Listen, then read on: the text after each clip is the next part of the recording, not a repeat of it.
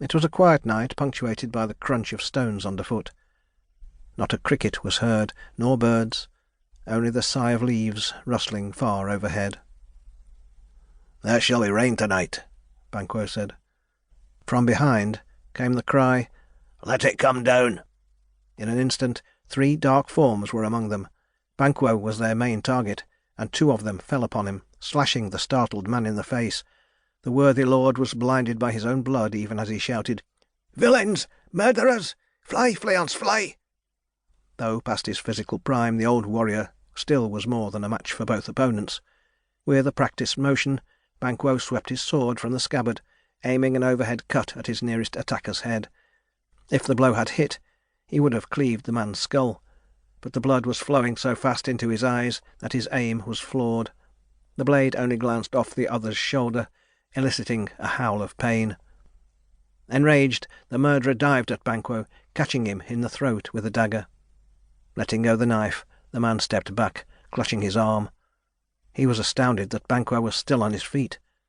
For a moment it seemed that their victim would respond with a last lunge. Then he staggered, gurgling, and collapsed into the arms of his murderers. Fleance was already in motion before his father had shouted. Shoving his torch into the third assassin's face, he set the man's mask aflame. Screaming, clawing his face, the murderer went down, his feet kicked out from under him. Fleance allowed himself a brief sneer. Then, wasting no more time, he moved towards the others when he saw the killers slashing Banquo's face.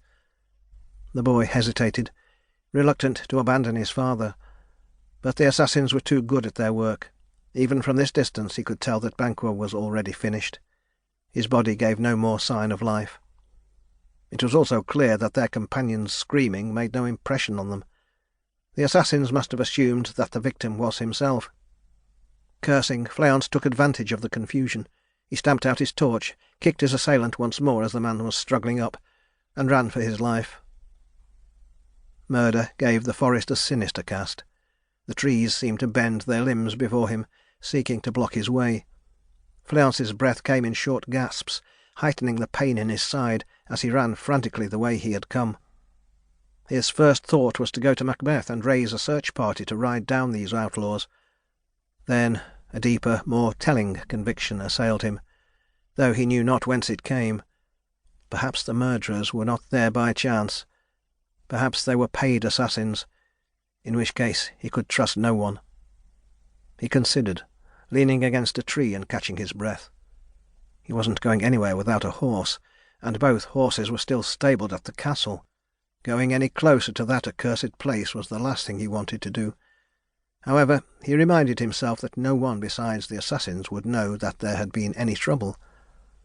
It was a risk.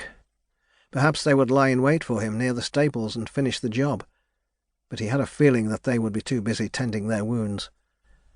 Despite himself, Fleance smiled grimly. He looked slowly around the tree and up the path. Everything was quiet. He took one step, then another, resisting the urge to break into a run.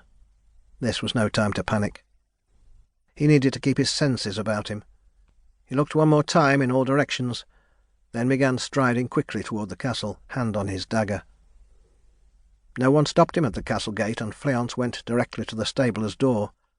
He knocked quickly and then stepped back, looking around. There was no indication he was being followed yet.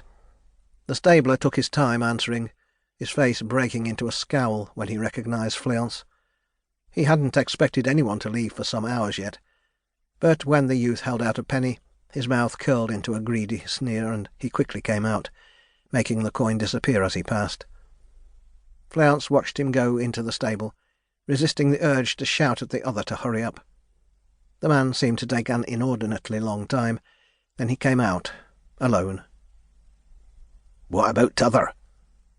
"I only need one now. Is he ready?" The man shrugged. "Whatever you want." He opened the stable door, and Fleance sighed with relief to see that his horse was saddled. Without another word he mounted, offering no explanation for his hasty conduct, and rode off, leaving the man scratching his head.